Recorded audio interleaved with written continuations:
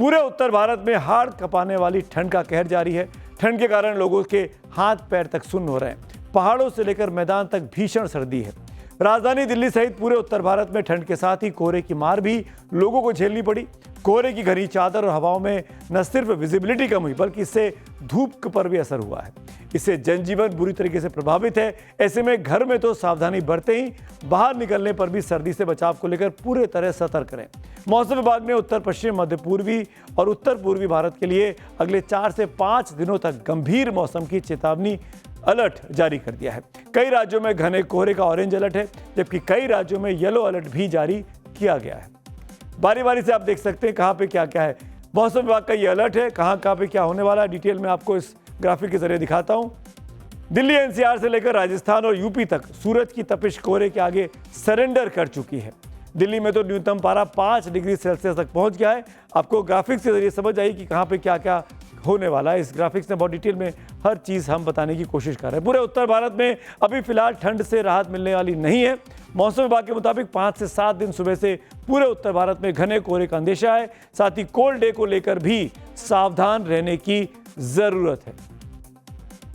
आने वाले 5 से 7 दिन डेंस फॉग सुबह के समय पूरा नॉर्थ इंडिया में चलता रहेगा। स्पेसिफिकली स्टेट वाइज बात करें, Punjab, Haryana, northern part of Rajasthan, Madhya Pradesh और उसके बाद उत्तर प्रदेश और बिहार, इन जगहों में डेंस फॉग होने का पूरा पॉसिबिलिटी है।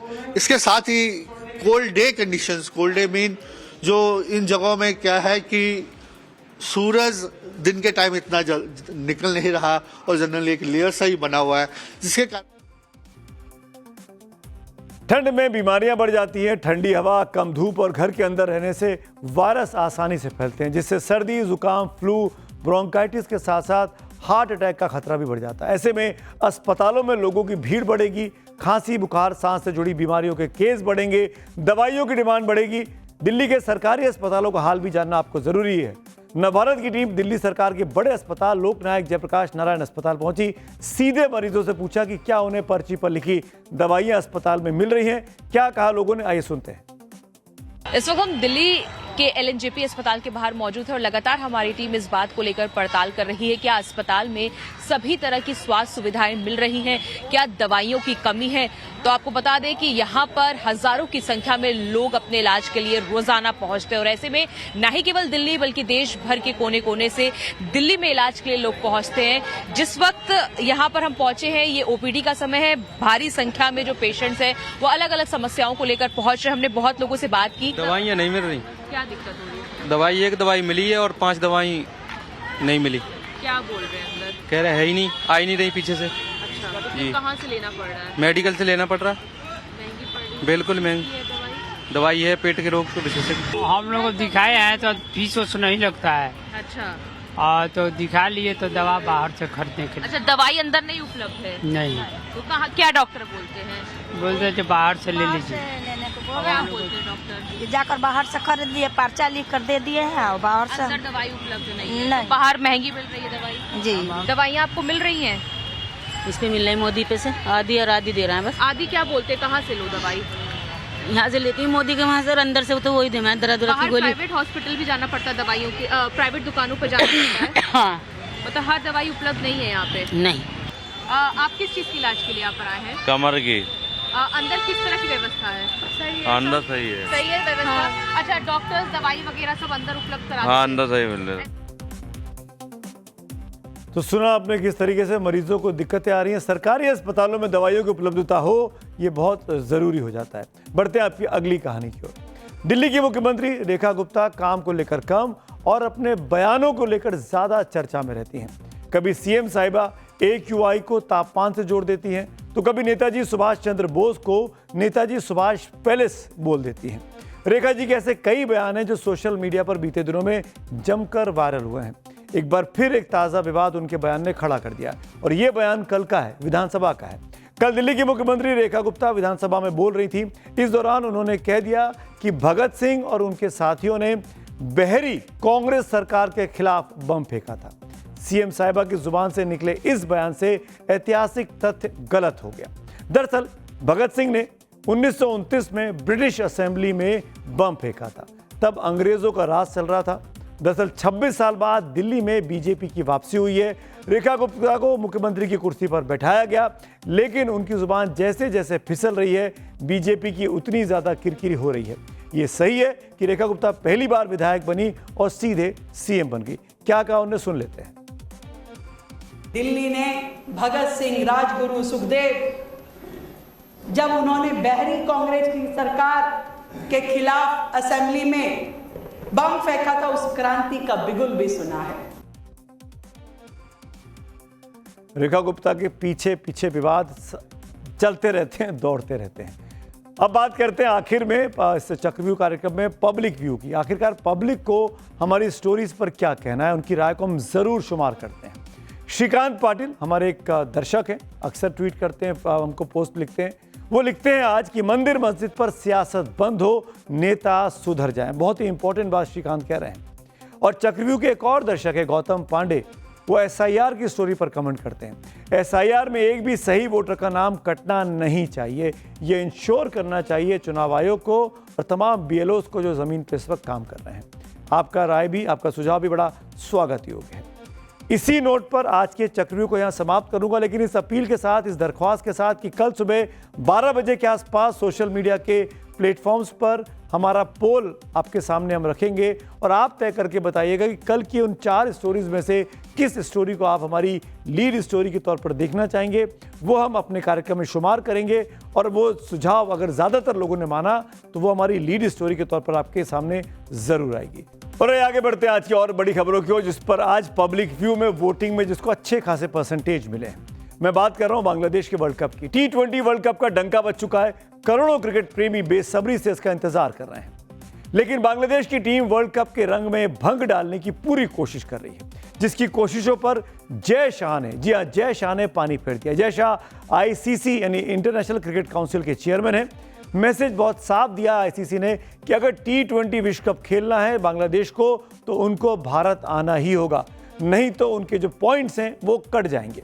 आईसीसी ने बांग्लादेश की उस मांग को सिरे से खारिज कर दिया जिसमें बांग्लादेश की टीम के मैच को श्रीलंका शिफ्ट कराने की मांग की गई थी। अब बांग्लादेश के लिए ना उगलते बन रहा है ना निगलते बन रहा है। वर्ल्ड कप शुरू होने से पहले ही बांग्लादेश की टीम बुरी तरीके से अपने ही बुने जाल में फंसती हुई दिखाई दे रही है। आईसीसी के इस तेवर के बाद बांग्लादेश के पास अब सिर्फ 2 ही विकल्प हैं, या तो वो पूरे वर्ल्ड कप का बहिष्कार कर दें या फिर आईसीसी की शर्त माने और भारत में आकर मैचेस खेलें। अगर ऐसा नहीं किया तो ये वर्ल्ड कप उनके लिए खत्म समझो, क्योंकि उसे अपने हर मैच के अंक गंवाने पड़ेंगे और दूसरी टीम को वो वॉक ओवर माना जाएगा। यानी बिना अंक खेले उसे हर मैच के 2 अंक दूसरी विरोधी टीम को मिल जाएंगे। ऐसा पहले वर्ल्ड कप में हो चुका है कि T20 में श्रीलंका टूर्नामेंट का सह मेजबान है। भारत और श्रीलंका के कुल 8 वेन्यू पर 55 मैच खेले जाने हैं और जैसा कि मैं आपको लगातार बताता आ रहा हूं, बांग्लादेश को 4 मैच हिंदुस्तान में खेलने थे, 3 कोलकाता में और एक खेलना था मुंबई में। ऐसे में आप समझ सकते हैं कि इन परिस्थितियों में अगर वो चारों मैच नहीं खेलेंगे तो 8 अंक वो गंवा देंगे। बांग्लादेश को अपने सभी ग्रुप स्टेज मुकाबले में भारत में खेलने हैं। उनके 4 में से 3 मैच कोलकाता में होने हैं, 1 मैच मुंबई में होना है और अगर वो नहीं खेलते हैं तो ये 8 मैच 8 पॉइंट वो गंवा देंगे। 7 फरवरी को कोलकाता के ईडन गार्डन में बांग्लादेश का पहला मुकाबला वेस्ट इंडीज से होगा। इसके बाद 9 फरवरी को अगला मैच वो ईडन गार्डन्स में ही बांग्लादेश की टीम इटली के साथ खेलने वाली है और पहली बार T20 विश्व कप का मैच खेलने इटली टीम हिंदुस्तान आ रही है। 14 फरवरी को ईडन गार्डन्स में एक और मुकाबला है जब इंग्लैंड और बांग्लादेश की टीम आमने सामने होंगी इस आईसीसी के शेड्यूल के मुताबिक। और 17 फरवरी को मुंबई के वानखेड़े स्टेडियम में बांग्लादेश और नेपाल की टीमों का मुकाबला होना है। यानी अगर बांग्लादेश की टीम नहीं आई तो इन चारों मैचों में विरोधी टीम को वॉकओवर मिल जाएगा और बांग्लादेश अपने 8 अंक गंवा देगी। अब बांग्लादेश की टीम भारत में नहीं खेलने पर अड़ी रहती है तो इन 8 अंकों का नुकसान उसको होगा और उसे वर्ल्ड कप का जीतने का सपना टूट जाएगा। आईसीसी के इस बाउंसर को अब बांग्लादेश की टीम कैसे खेलेगी ये उसे ही तय करना है। जी देखिए, ये तो होना ही था कि आप विश्व की सबसे बड़ी एक सर्वोपरि संस्था आईसीसी है, उनके खिलाफ आप पंगे नहीं ले सकते। और जहां तक बांग्लादेश क्रिकेट बोर्ड बात कर रहा था कि भारत खेलने के लिए सेफ नहीं है, अब तक इनके खिलाड़ी जो हैं वो भारत में खेलते आए हैं। ऐसा ही कोई मुस्तफिजुर रहमान को 9.5 करोड़ रुपया नहीं देता और साकिब अल हसन जो इनके पुराने कप्तान थे, फिलहाल तो उनको उस देश में आने की भी अनुमति नहीं है। तो इनका ऐसा रवैया जो रहा है, ये केवल और केवल राजनीति के चलते। कहते हैं कि खेल में राजनीति नहीं होती है, लेकिन राजनीति में बहुत बड़े बड़े खेल इन दिनों खेले जा रहे हैं। बांग्लादेश में मजहब की राजनीति बहुत कुछ सत्यानाश कर चुकी है, उसका खामियाजा बांग्लादेश को ही भुगतना पड़ रहा है। क्रिकेट वाले मामले में बांग्लादेश की क्रिकेट टीम बुरी तरह फंस गई है। इसकी वजह भारत और बांग्लादेश के बीच बढ़ता राजनीतिक तनाव और इससे जुड़ा एक बड़ा विवाद। दरअसल आईपीएल की टीम है केकेआर, उसने हाल ही में बांग्लादेशी तेज गेंदबाज मुस्तफिजुर रहमान को बीसीसीआई के कहने पर बाहर कर दिया। बीसीसीआई ने यह फैसला देश में बांग्लादेश के खिलाफ बढ़ते विरोध के चलते लिया, क्योंकि बांग्लादेश में हिंदुओं पर हो रहे अत्याचार को लेकर इस समय देश में उबाल है। बांग्लादेश के खिलाफ कड़े से कड़े एक्शन की मांग की जा रही है। मुस्तफिजुर रहमान को शाहरुख खान की टीम केकेआर ने 9 करोड़ से अधिक में खरीदा था। जैसे ही मुस्तफिजुर रहमान को केकेआर ने बाहर किया, बांग्लादेश क्रिकेट बोर्ड इस विवाद में कूद पड़ा। उसने भारत में 7 फरवरी से शुरू हो रहे T20 वर्ल्ड कप के बहिष्कार की धमकी दे दी। आईसीसी को लिखे अपने पत्र में बांग्लादेश क्रिकेट बोर्ड ने यह कहा कि वो भारत में अपने मैच नहीं खेलेगा और उन मैचों को श्रीलंका में शिफ्ट करने की मांग की गई। इसके पीछे खिलाड़ियों की सुरक्षा का हवाला दिया गया। इतने ही नहीं, बांग्लादेश ने खुन्नस में आकर आईपीएल के जो मैचेस हैं उनका प्रसारण पर बांग्लादेश में रोक तक लगा दी। लेकिन अब आईसीसी के फैसले ने बांग्लादेश की अकड़ निकाल दी है।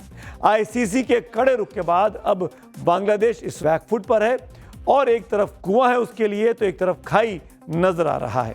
अब बांग्लादेश क्या करेगा, उसकी जग हंसाई हो रही है, ये देखना होगा बांग्लादेश क्रिकेट बोर्ड का क्या फैसला होता है।